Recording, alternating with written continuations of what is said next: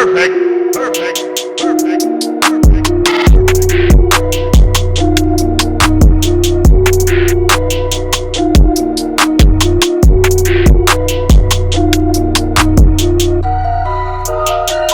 Hey, what's up guys, welcome back to another video. So in one of our last videos where we showed off the 2021 Can-Am X3, we showed you guys all the lighting accessories that we installed in the car, but I didn't go in depth into the wiring. Now some of you guys have asked me, so I decided to make this little video to help you guys out. Now most light bars, pods, or most accessories come with a wiring harness, but the switches they come with look terrible. Check it out. So these are the switches that came with the Baja Designs light pods that we installed on CJ's 2020 Can-Am X3, and they look terrible. I don't think anybody wants to run these switches on their car and, you know, butcher the dash by drilling a hole and making them look horrible. There's already pre-slots on these cars for you to run and install some switches for accessories. Most people don't know how to do that, and I'm gonna show you guys today how to get your car to add some switches with keeping the factory look and making it look awesome. So these are all amber backlit, and I'm gonna turn off the light so you guys can see a little bit better. They're all amber backlit, just like the factory switches. So these are factory switches here. These are aftermarket that look identical, and I'm talking about identical with the texture, the square shape or rectangular shape, and the orange backlit. Same thing with these here for my winch, for my lighted whips, for my chase light, and my rock lights. They all look like they belong with the car or they came with the car. So today I'm going to show you guys how to create a wiring harness from scratch so you can use these awesome switches and make your car look factory and not have to use these crap-tacular switches. So let's get to it. It's not hard. If you're a do-it-yourself kind of guy, you should be able to get this done. I cleaned out the garage and lost 50 pounds. Alright, so I got everything set up that I'm gonna need. I'm gonna leave links in the description for pretty much all of this stuff, except for the wiring harness that actually came with some light pods that I'm gonna install. So we'll put that to the side. And that wiring harness actually came with a switch of its own. And here's another example of an ugly switch that you're not gonna want to put in your $30,000 car, because yeah, this is not gonna cut it. Alright, well here are some examples of some accessory switches you guys can run. I got chase lights, horn, bumper light, and helmet air. So I'm gonna make a harness that's gonna accommodate two switches, which I'm gonna use there. Now I'm gonna make a harness for these two switches. This one here is more for like a Can-Am. It has amber backlit and it looks like a Can-Am switch. This one over here, you will more likely find it on a Razor. It's blue backlit and it fits a Razor a lot better than this one. So you can find these switches on Amazon or eBay or your local stereo shop. Most of them have them. So this one right here is more like for a Can-Am, and this one right here is more like for a Razor, but they're pretty much the same exact thing when it comes to wiring. They both got 5 pins. 2 of those pins are going to be used for ground, and then 2 of these pins are going to be used for power, and the other one is the output to the accessory you're running. Now the wiring harness I'm going to be making, you could use some regular spade terminals like this that kind of just push on to the terminals, but I don't like doing it that way because these are prone to come off. Alright, so no spade terminals for me. We're going to be using these blocks. Now these blocks are about 4 for 20 bucks, and I actually found some cheaper on eBay, but they take a lot longer to get here because it comes straight from China. I love them. China. And they're about $8 for a set of 4, so that's a pretty good deal if you're willing to wait. But I got these off Amazon, and of course I'll be leaving links in the description. So these are going to be do-it-yourselves. You're going to have to crimp these terminals onto the wires yourself, and the way you do that is with one of these tools. Now I highly suggest you buy one of these because it's awesome.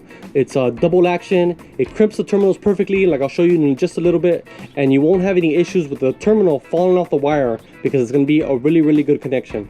Alright, when it comes to the wire, you're going to want to make sure you use some good copper stranded wire. This one is 18 gauge. Now the terminals call for 14 to 16 gauge, but I've already done it before and this works great. So be careful with the wire you purchase. I'll leave a link where I got this wire. I got it on Amazon. It's not expensive and it's good to have, but be careful with other wire you buy because if it's silver stranded, they tear really easy, they don't have a good connection, and they tend to corrode a lot faster. Now this wire, I saw a lot of good reviews on it, and when I got it in the mail, I can confirm that it's solid strand copper and it works pretty damn good. So we're going to use this wire in our harness. Now if you want to get fancy like I do sometimes,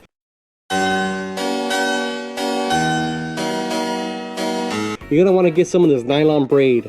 This is a 1/4 inch, and I also have 3/8 when the harness gets thicker in certain spots. So we're gonna use 1/4 inch mostly, and I'll show you guys where you can use the 3/8. And last but not least, you're gonna want to get a fuse holder. Now this is gonna be for the accessory power This is going to go at the very end where it connects to the car itself. You want to make sure you have a fuse in there to protect anything from shorting out and causing a fire. So make sure you get one of these. This one didn't come with fuses, but you know, you can get fuses anywhere, about Pit Boys, Amazon. I recommend for the setup that we're going to run today, a 5 amp fuse should be just enough. And this might be a little bit overkill when it comes to the gauge of the wire, but it'll work just fine. All right, so go to your car and figure out where you're going to run your switches to.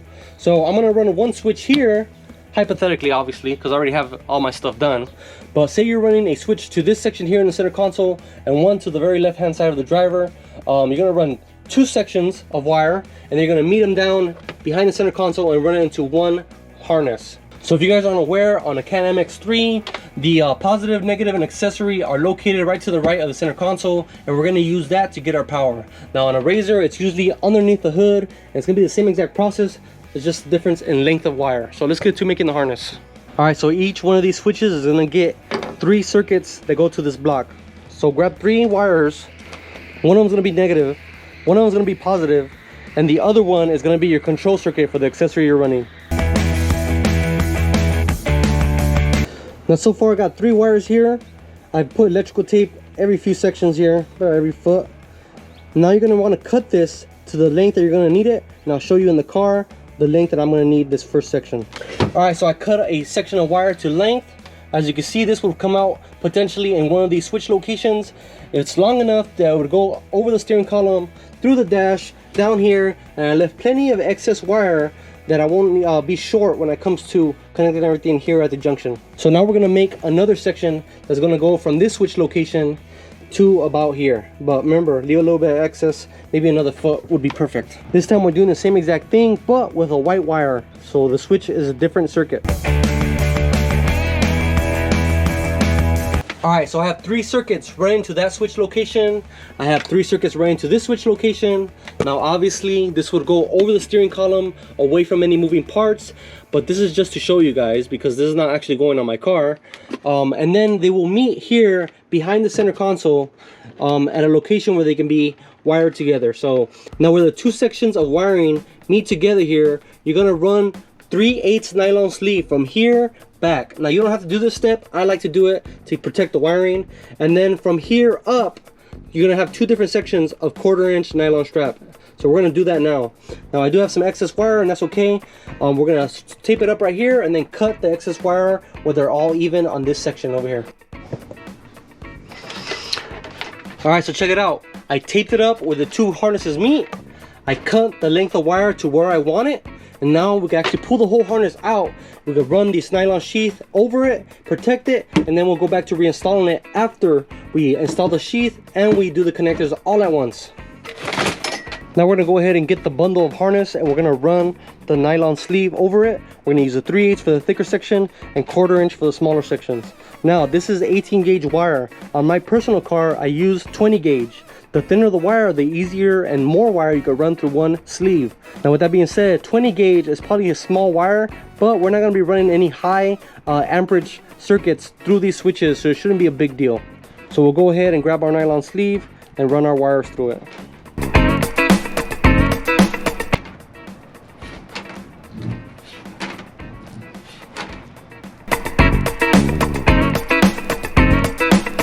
Now when you cut one of these nylon sleeves, remember to burn the ends so that they don't spread, because if you don't, they start spreading. So we'll go ahead and pull the rest of the wire through. And that's going to stop right here where the 2 sections of wire meet. Now you go ahead and put electrical tape over this, or if you're feeling fancy, you can put some heat shrink over it.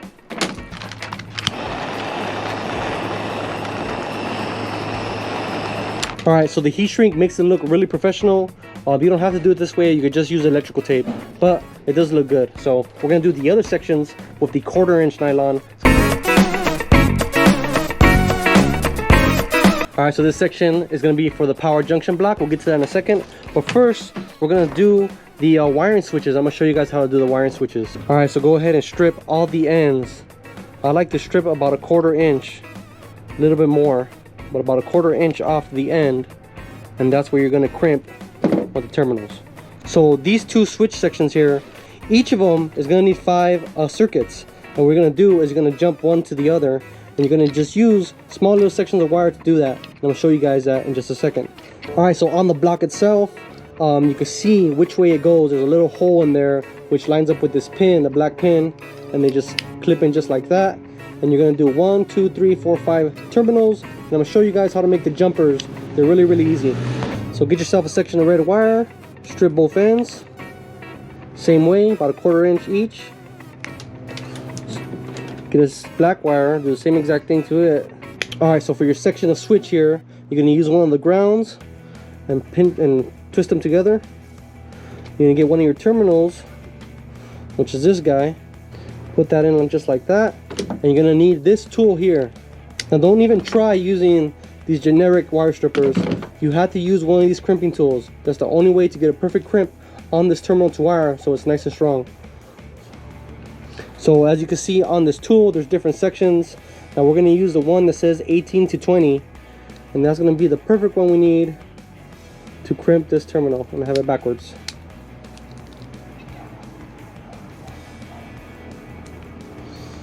Now you can see the crimp. You can see the crimp on there. It's gonna be hard to tell on camera, but if you want to go one more, you go even tighter, and you can see on there how it crimps just like a factory crimp. And then we're gonna do the bottom section here that holds the wires,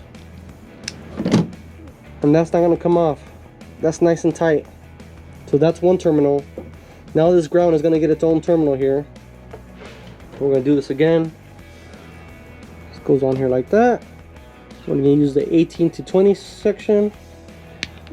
Pinch that on, give it a, go to the smallest section there is, and they'll do it again. It'll be nice and tight.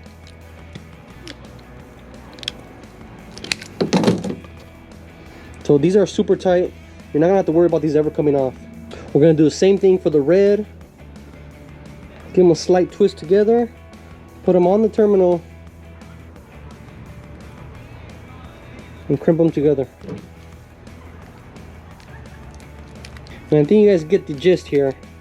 I'm gonna do the rest of them, and then I'll show you guys how they get wired on the block. All right, now that you got all your terminals crimped on, you're gonna want to remember and double check where the terminals come through when you set up the block.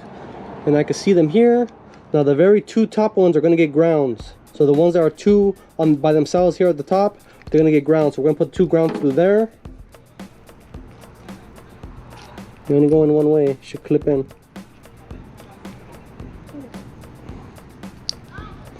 That one's ground, and then this one's ground. All right, so we have our 2 grounds there, just like our 2 switches have. 2 grounds. This one here and this one here are gonna be the positive ones, so this is gonna be red. And then the corner one here that's surrounded by the other 2 is gonna be our output wire, which in this case is gonna be white, or in our other switch would be blue. So we're gonna go ahead and stick these through the block and then connect the switch.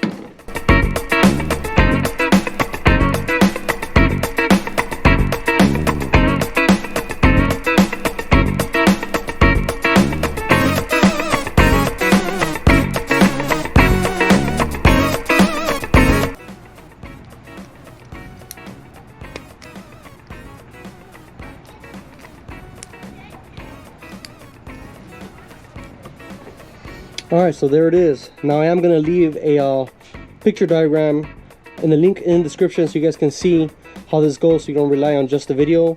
But now we have a workable switch here. We're going to do the same exact thing to the other one, and then we'll go to wiring the spade terminals on the very end that go on the junction power block.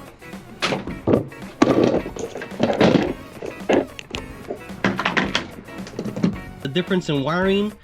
This is how the manufacturer suggests the wiring, and if you want your switch to look like this, follow the instructions in this video because they are correct for this switch. So the bottom indicator will be on, and when you turn the switch on, the top indicator will be on. Now personally, I don't care for this because at night all you see is the little line. I wired it this way where the icon's always on and the bottom indicator will turn on when the switch is on. Now the only difference you're gonna do is you're gonna swap wires. So to achieve this look, all you're gonna do is swap the wires. So the red wire, instead of it going to the 2 cavities where these blue wires are at, you're pretty much putting it in this one cavity. And then these 2 blue wires, you're gonna jump them together, and this is going to be your output for your accessory. Same exact way. So the colors are the same. What they do is the same. They're just in different locations. So take a quick peek at that. I'm going to try to modify a picture and put it in the description so you guys can check that out. Also, I'm going to leave a link on eBay where these are already pre-wired and you don't have to buy the tool and you don't have to crimp any of the wires.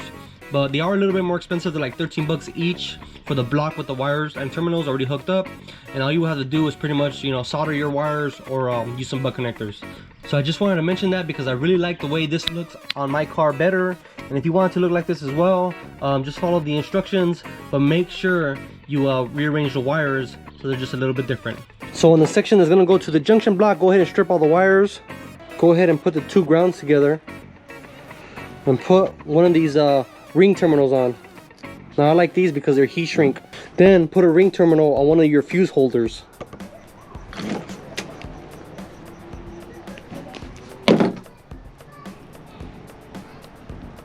Then connect your fuse holder to the red on the harness. Alright, so you're gonna run the ground and the positive to your junction block on your car, whether you have a razor underneath the hood or on the X3 on the side of the center console. Go ahead and put this on the negative, and the red one you're gonna put it on the accessory, because the accessory voltage is what's gonna light up these switches so they turn on with the key just like your other switches do. Then the rest of the blocks, go ahead and run them to the correct locations and you can install your switches.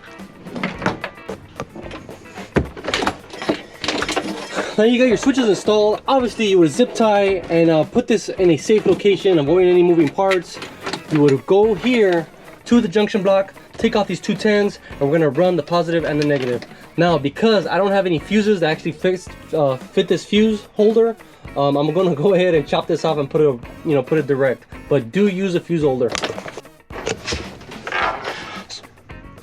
So once you ran your switches to their locations and you routed your wiring and zip tied it all along your rest of your harnesses, once you get here, you're gonna go ahead and put the negative to the negative, and the positive is actually gonna go to your accessory terminal, which I believe on the Can-Am is at the very bottom, and on the Razors is usually an orange wire, I believe.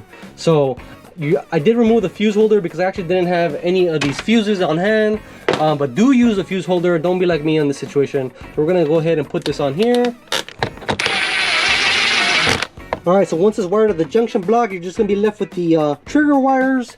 Alright, so those switches are going to control these circuits here. Just remember which is which. So the white one happens to be the one we put on the center console, and the blue one happens to be the one we put over there on the left side of the steering wheel. Now these can be used to control low amperage connections or low amperage devices such as 5150 whips, rock lights, chase lights, and even the interior lighting that I have here. Because they're LEDs and they're low amperage draw applications, you could go ahead and run those devices onto these circuits. So this can pretty much hook up directly to the power of your 5150 whip. Now for light bars and light pods, I don't recommend that because obviously those are high draw, they can get hot and they can burn this wiring. So for high amperage applications such as a light bar, you would still use your light bar harness. The only difference would be that the trigger wire for the relay would be cut off. You wouldn't use the switch that the harness came with, and the trigger wire would go directly to one of these wires. So you could pretty much, this will be the trigger wire and this will turn on the relay on and off from the switches that you just installed. Alright guys, also if you're going to be running multiple switches like I did, in this section here you could pretty much split up the power and ground that you use for the one switch and use that power and ground for all three of these switches. Just remember to have output circuits and in different colors for all three switches going out to whatever devices you're controlling. Same thing for this side, you could pretty much run the power and ground for the one switch for this other one right next to it as well. Alright guys, that's it for this video. Thank you for watching. I appreciate it, and I hope this helps some of you guys out there that want to do the wiring on your own, because most stereo shops, they don't want to do all this meticulous wiring. They kind of usually just add one of those Switch Pros, which isn't a bad option. Switch Pros is awesome, but if you want the factory look like I do on my car, then this is the way to go. So thanks for watching. See you on the next video, and remember, stay dirty. Oh man, I got still a lot of stuff to do for this car. Glamis 2020 coming soon. Halloween, let's do it.